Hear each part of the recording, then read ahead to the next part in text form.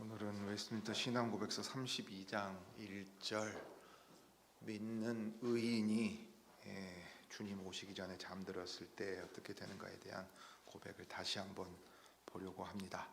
성경은 신약성경 누가복음 23장 26절부터 49절을 세번역 본문으로 읽겠습니다. 주 예수께서 십자가에 달리시고 돌아가시기 전에 바로 그 상황입니다. 26절부터 49절입니다. 그들이 예수를 끌고 가다가 들에서 오는 시몬이라는 한 구레네 사람을 붙들어서 그에게 십자가를 지우고 예수의 뒤를 따라가게 하였다. 백성들과 여자들이 큰 무리를 이루어서 예수를 따라가고 있었는데 여자들은 예수를 생각하여 가슴을 치며 통곡하였다. 예수께서 여자들을 돌아다보시고 말씀하셨다. 예루살렘의 딸들아, 나를 두고 울지 말고 너희와 너희 자녀를 두고 울어라. 보아라, 아이를 베지 못하는 여자와 아이를 낳아보지 못한 태와 젖을 먹여보지 못한 가슴이 복되다 하고 사람들이 말할 날이 올 것이다. 그때 사람들이 산에다 대고 우리 위에 무너져 내려라 하며 언덕에다 대고 우리를 덮어버려라 하고 말할 것이다. 나무가 푸른 계절에도 사람들이 이렇게 하거든 하물며 나무가 마른 계절에야 무슨 일이 벌어지겠느냐. 다른 죄수 두 사람도 예수와 함께 처형장으로 끌려갔다. 그들은 해골이라 하는 곳에 이르러서 거기서 예수를 십자가에 달고 그 죄수들도 그렇게 하였는데 한 사람은 그의 오른쪽에 한 사람은 그의 왼쪽에 달았다. 그때 예수께서 말씀하셨다. 아버지, 저 사람들을 용서하여 주십시오. 저 사람들은 자기네가 무슨 일을 하는지를 알지 못합니다. 그들은 제비를 뽑아서 예수의 옷을 나누어 가졌다.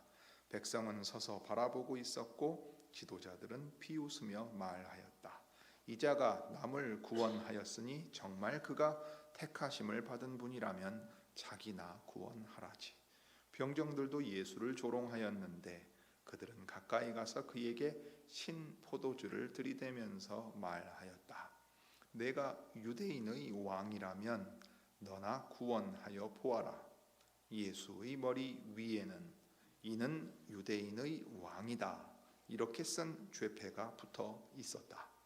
예수와 함께 달려있는 죄수 가운데 하나도 그를 모독하여 말하였다. 너는 그리스도가 아니냐. 너와 우리를 구원하여라.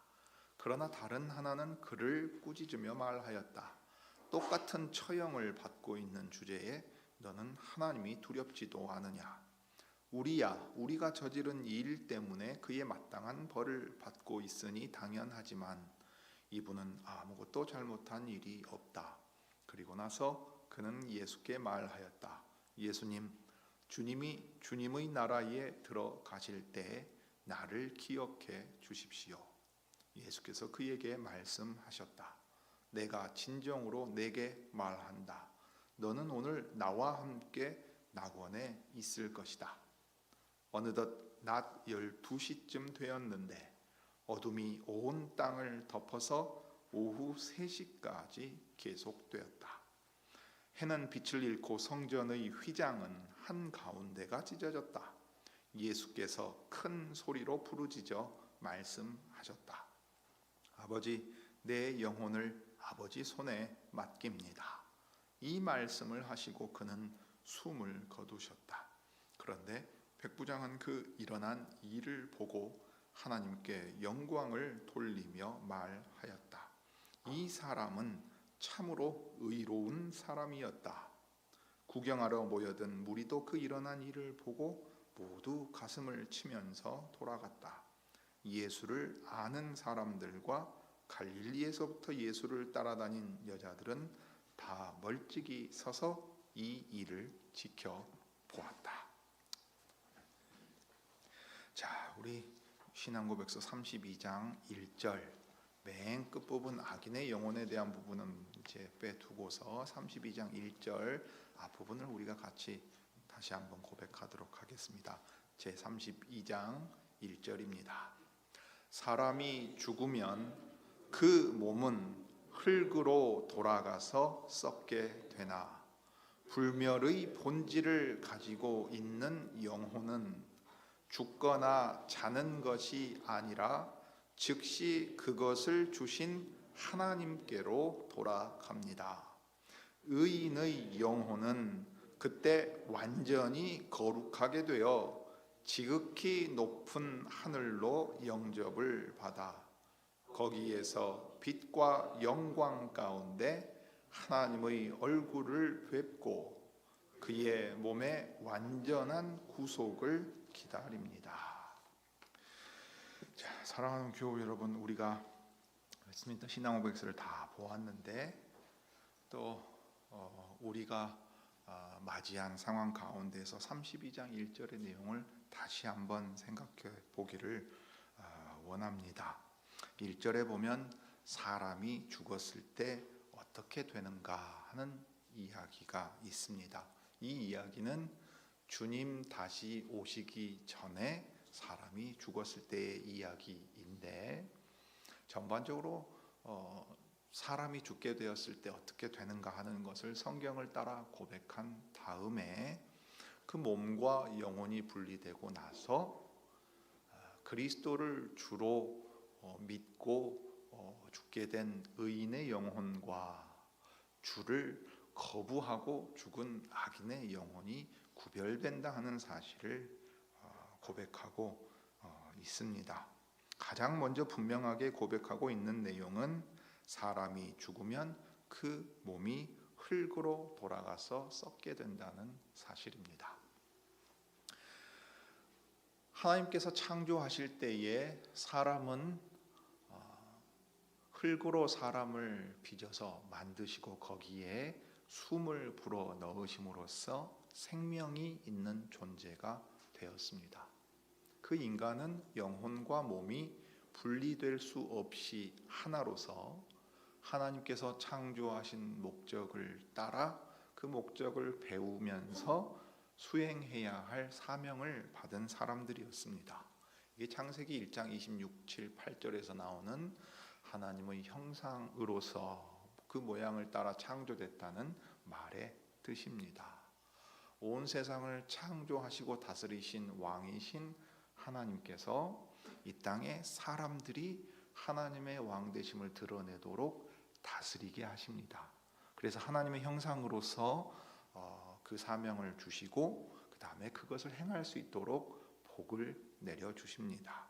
그러니 사람이 이 땅 위에서 생육하고 번성해서 수가 많아지면 땅에 있는 것들 다른 모든 만물을 다스리는 일들을 점점 더 수행해 나아갈 수 있게 될 것이었습니다.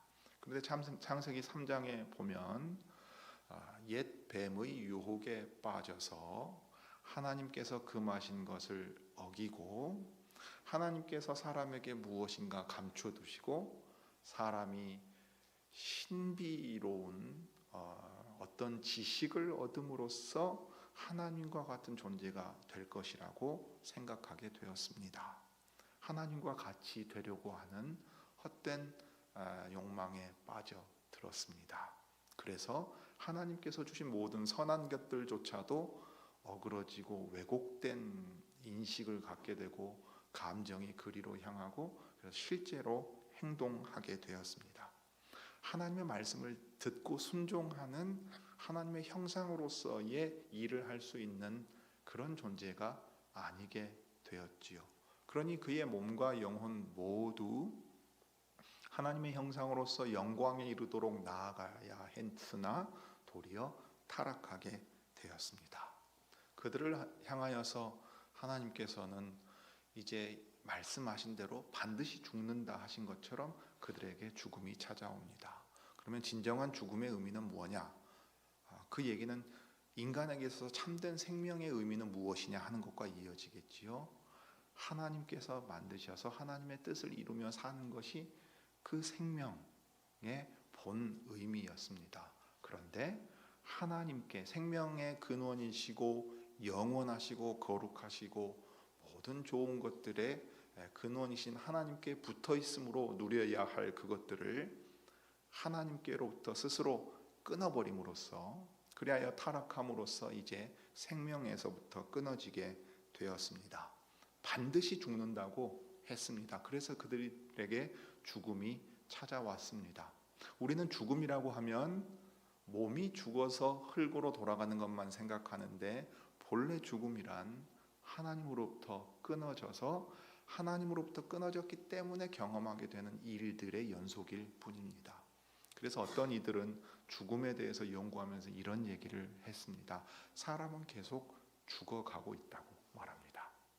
죽음이란 건 우리가 생각하는 어느 한순간에 심장이 그 기능을 하지 못하여 정지된 때가 죽음인가, 아니면 의식하여 주체적으로 활동하지 못한 때가 죽음인가, 아니면 죽으면 언제 죽었다고 선언할 것인가 라고 말하지만, 사실 의사가 최종적으로 선언하는 시간은 우리가 확인할 수 있는 시간이지, 그 자체가 그 전에는 살았으나 이제는 죽었다고 말하기 어려운 상황이 되는 겁니다. 죽음은 참 어려운 문제지요. 오늘날 깊이 연구되고 있는 주제이기도 합니다. 그래서 인간은 하나님에게서 끊어져서 일정 시간 동안 생명이 있는 존재처럼 보이지만 사실은 죽어가고 있는 존재고, 반드시 죽는다는 말이 실제로 이루어지는 것을 모두 다 경험하고 있습니다. 그래서 하나님께서 말씀하신 대로 너는 흙이니 흙으로 돌아갈지라다 라고 말씀하셨습니다. 정말로 인간의 영광은 아무것도 아닙니다. 동물과 비교해서 다를 것이 무엇이겠습니까? 오늘날 자연과학자들이 DNA를 분석해보고 여러 가지를 연구해보면 동물과 차이가 별로 없는 것처럼 보입니다.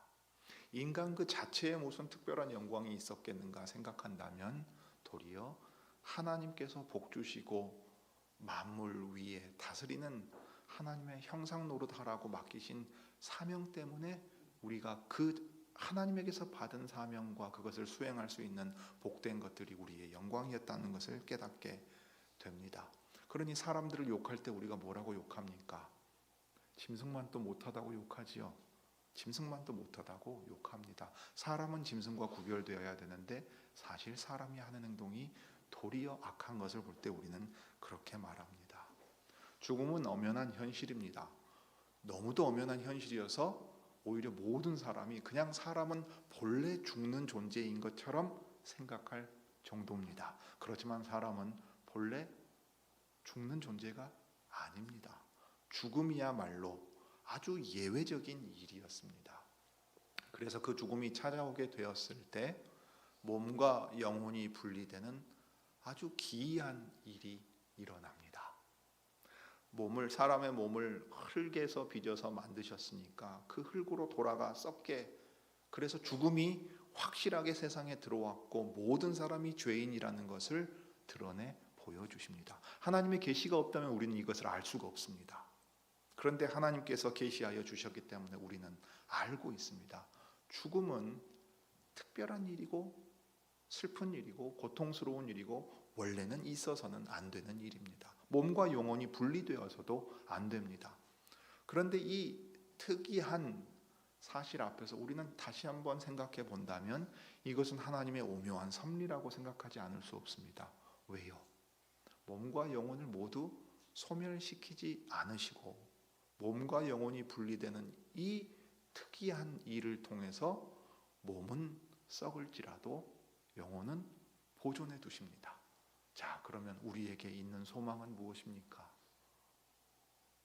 이 영혼이 몸과 결합하여 다시 그리스도 안에서 하나님의 형상으로서 그 영광된 자리에 이르게 될 것을 기대하게 됩니다. 죽음이 끝이 아니라는 것을 우리는 생각하게 됩니다. 몸과 영혼의 분리에서 이것을 생각할 수 있지요. 과연 이것을 주님은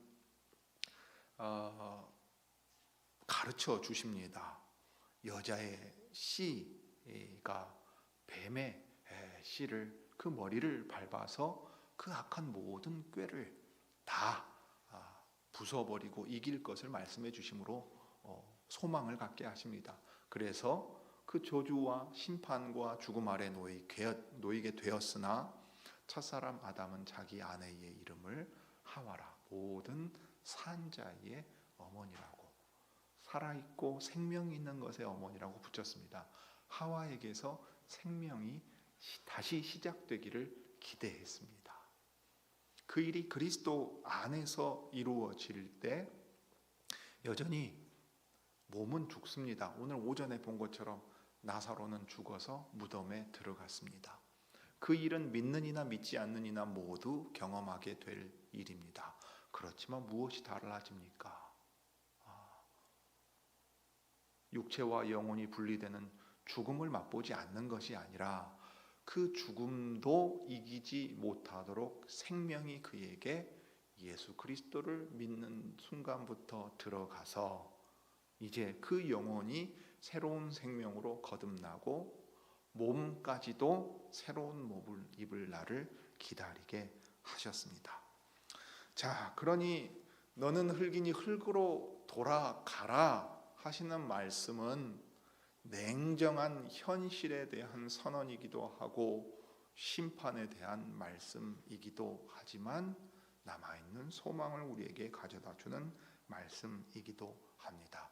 너희의 영혼을 내가 아직 보존시켜 둠으로써 너희의 영혼과 몸이 결합하고 다시 내 백성으로 영광에 이를 소망을 너희에게 둘 것이라. 하나님의 계획이 이미 거기에 이르렀음을 우리는 알 수 있습니다.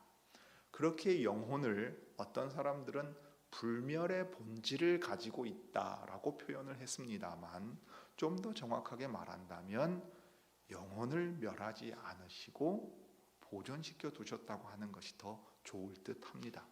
하나님과 상관없이 그 영혼 자체가 불멸한 것은 아니거든요. 여러분, 불멸하는 것, 죽음을 보지 않는 것은 하나님밖에 없습니다. 하나님으로부터 떨어져 있으면은 필멸이라고 부르는 겁니다. 그리스 사람들이 부르는 것.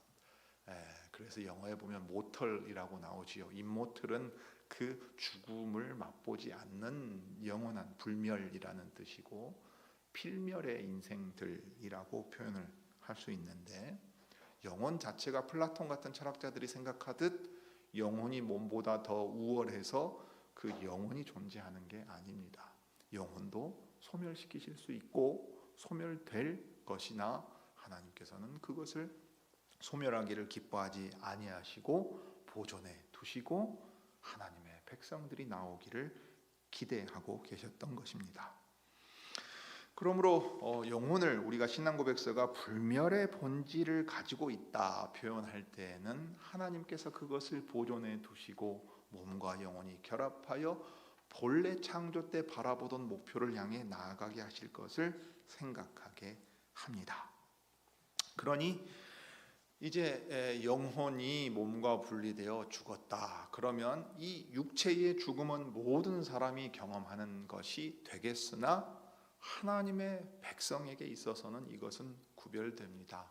왜냐하면 몸과 영혼이 분리되었을 때에 영혼은 하나님의 백성으로서 이미 새롭게 되어서 하나님에게로 돌아갑니다. 그렇게 하고서 몸을 다시 입을 날을 기다리면서 기대하고 있게 되지요. 오늘 그 사실을 누가복음 23장에서 분명히 생각해 볼 수 있습니다. 주 예수께서 십자가에 달리셨을 때 반역자들로 형벌을 받아야 할, 십자가형을 받아야 할 강도 2명, 이때 강도라고 번역을 합니다. 말은 정치사범이겠지요. 로마의 입장에서 보면 십자가형에 처해야 할 반역자들입니다. 정치적으로 반란을 일으킨 주동자들일 거라 이 말입니다. 그들과 함께 십자가에 달리셨을 때 유대인들이 요구했던 죄목은 똑같은 반역자, 로마 황제에 대한 반역자였지만 빌라도가 그 죄목을 붙였을 때는 나사렛 예수 유대인의 왕이라고 붙였습니다. 그러니까 사실은 유대인의 왕 그리스도라는 칭호를 가지고 있다는 이유로, 유대인의 왕 그리스도라고 스스로 주장한 이유로 유대인들이 도리어 반역자로 몰아 십자가에 달았다 하는 것이 그 죄목이 붙어 있는 것을 통해 우리가 확인하게 되는 내용입니다. 그래서 누가복음 23장의 말씀을 보면 한편 강도는 자신은 반역자로 십자가형에 처해져야 마땅하다. 그러나 오늘 이렇게 조롱당하고 있고 우리와 함께 십자가에 달려 있는 이 예수께서는 죄 없으신 분으로서 우리를 위해 십자가에 달려 계신다. 하나님의 나라를 그분이 가져오실 것이다. 그러니 그분이 그 나라를 가져오실 때에 나도 주님의 백성이요 하나님 나라의 백성으로 기억되기를 바란다. 이것이 바로 믿음의 고백이지요. 주 예수님이 십자가에 달려 죽으실 때 죄 없으신 의로운 분이 우리를 위해 죽으신구나. 그분이 하나님 나라의 왕으로 그 나라를 이제 가져오실 것이다. 이게 예수를 그리스도로 영접한다 하는 말의 의미고, 다른 한편 강도가 십자가 위에서 그것을 깨달았습니다. 아버지여, 저 사람들을 용서해 주십시오. 저 사람들은 자기네가 무슨 일을 하는지를 알지 못합니다. 라는 그리스도의 기도가 십자가 위에서 이미 응답된 것이지요. 그리고 그 기도의 응답으로 다른 모든 사람들도 자신들이 무엇을 했는지 깨닫지 못했지만 이제 깨닫게 되어 주 예수님 하나님 나라의 왕으로서 그 나라에 다스리실 때에 죄인들인 저희를 기억해 주십시오. 주님만이 이 나라의 왕이요 우리를 기억해 주셔서 우리의 죄가 용서받고 하나님 나라의 의로운 백성으로 살기 원합니다. 라고 믿음을 고백하게 됩니다. 그때 우리 주님은 뭐라고 말씀하십니까? 마치 마르다가 말한 것처럼 마지막 날에는 부활할 것을 믿습니다. 라고 말한 것처럼 보이잖아요. 예수님, 당신의 나라가 임할 때, 당신이 이 나라를 가지고 오실 때 저를 기억해 주십시오 하고 미래의 일처럼 얘기하지만 주님은 십자가 위에서도 분명히 말씀하십니다. 네가 오늘 나와 함께 즉시 낙원에 있게 된다. 십자가 위에서 너는 반역자로 죽을 것이다. 그렇지만 너의 몸은 죽고 이제 썩어지게 되겠지만 오늘 이 믿음을 가진 너의 영혼은 나와 함께 즉각 낙원에 들어가서 하나님을 뵙고 그 영광 가운데 함께하게 될 것이다. 이것이 믿는 자의 복이다고 말씀하십니다.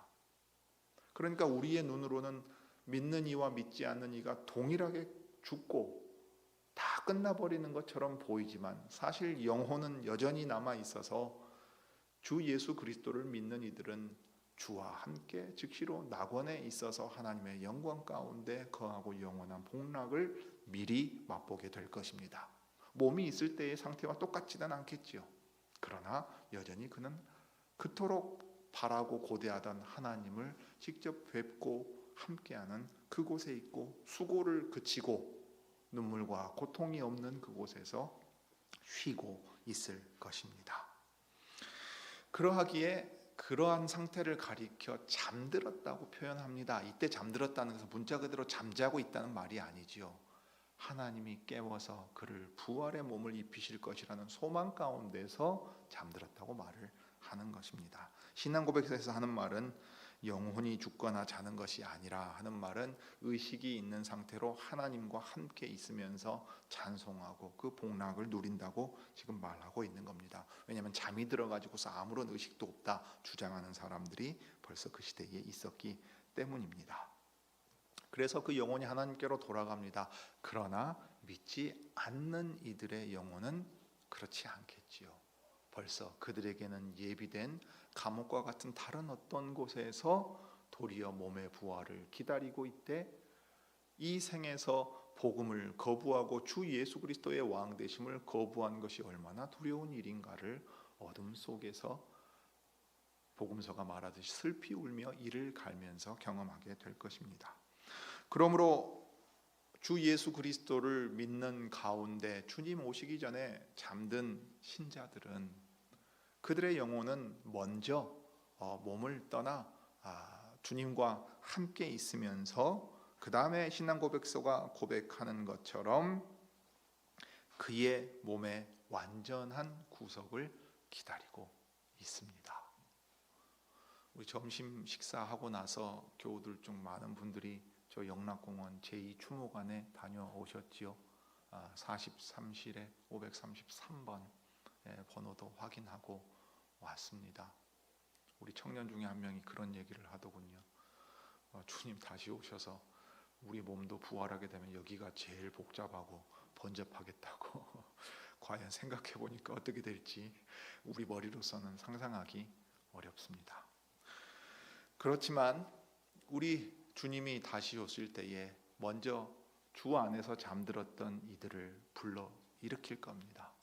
수고하고 애쓰고 기다리고 있던 영혼들에게 이제 내 백성아 이 부활의 몸을 입고서 이제 하나님께서 창조하실 때 나아가게 하신 그 자리까지 가거라 하실 것입니다. 이 땅에서 살 때 우리의 몸은 얼마나 연약합니까? 병원에 가면 얼마나 많은 사람들이 있는지 모르겠습니다. 제가 안과에 수술을 하러 가니까 사실 그 전에 몰랐는데 안과의 환자가 어마어마하게 많더군요. 최근에 여름에 알레르기 때문에 아주 고생을 해서 전대병원에 알레르기 내과를 예약하려고 들어갔어요. 들어갔더니 예약할 수 있는 날짜가 딱 하루 잡혔어요. 내년 3월이더라고요. 그러니까 한 5, 6개월치가 벌써 다 잡혀 있어요.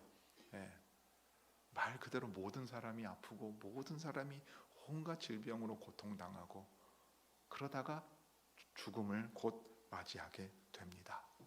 우리의 몸은 썩어서 없어질 것 같고 아무것도 아닌 것 같은 몸뚱이입니다.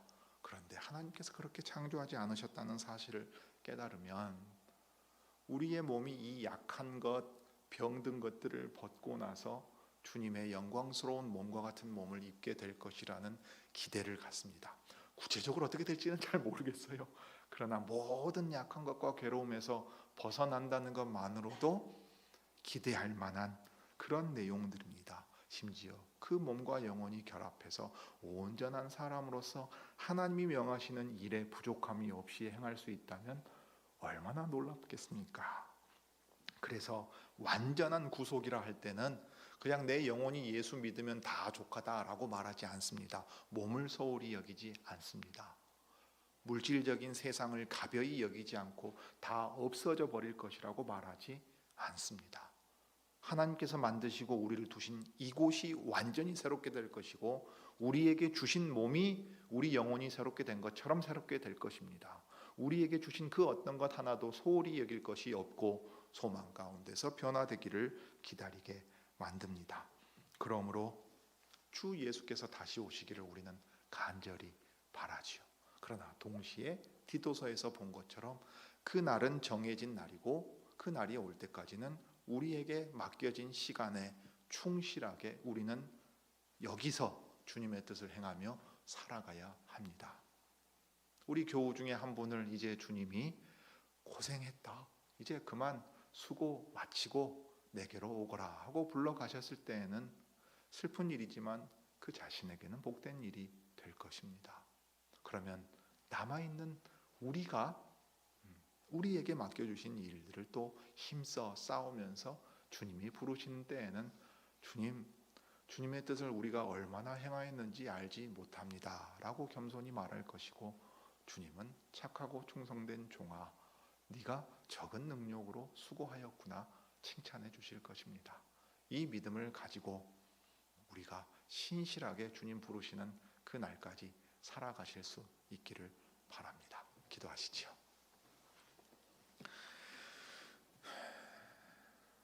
거룩하신 하나님, 우리 아버지, 사람이 하나님의 거룩하심에서 떨어져서 참으로 창조하신 모든 세상을 망가뜨리고 우리 하나님께 반역하였을 때에 우리는 정말로 아무것도 아닌 흙으로 돌아가 버리게 되는 것을 봅니다. 우리의 영혼이 몸과 분리되어 하나님의 영원한 저주와 심판 아래 있을 것이지만 이제 구주 예수 그리스도 안에서 참으로 우리의 영혼과 육체까지도 온전히 새롭게 하실 것을 기대하게 하시면서 먼저 첫 번째 부활인 우리 영혼의 중생을 경험하고서 주님 다시 오실 때에 우리 몸까지도 영광을 입을 것을 기다리게 하셨습니다. 그런 까닭에 주를 알지 못하고 믿지 아니하는 이들은 죽음이 그저 세상의 끝이고 하나님이 어디 계시느냐 여전히 말하고 삽니다. 저희도 그러한 이들이었으나 구주 예수 그리스도 안에서 하나님의 말씀 안에서 자신을 계시하신 하나님의 뜻이 참되고 옳고 바르기에 우리의 영혼과 육체가 분리되는 것이 참으로 이상한 일이고 죽음으로 인해 찾아온 정말로 분통을 터뜨릴 만한 그런 슬픈 일이며 동시에 구주 예수 그리스도 안에서 우리의 몸까지도 다시 영광을 입을 것을 기다리게 하셨습니다. 또한 주님이 이 땅에서의 수고를 마치도록 부르시는 날까지는 우리에게 이 땅에서 힘써 내 백성으로 살아가라 맡기신 사명의 시간들임을 기억합니다. 우리 몸이나 세상이나 창조세계나 물질이나 그 어느 것 하나 가볍게 여기지 않고 주님 주신 것임을 기억하면서 이 모든 것이 새로워지기를 간구합니다. 우리의 영혼을 먼저 새롭게 하셨사오니 주님 이 만물을 새롭게 하시는 그 일에 새로이 만드시고 새롭게 불러내신 하나님의 백성들을 써 주옵소서. 만물을 온전케 하실 그리스도의 일이 마칠 때까지 주님의 교회가 힘써 이 복음을 증거하게 하시고 이 복음을 듣고 무덤에서 나와 그 영혼이 첫째 부활에 참여하고 복된 몸의 부활까지 기다리는 많은 이들이 더 이 땅에 늘어나게 해 주시기를 구합니다. 주 예수님의 이름으로 기도드립니다.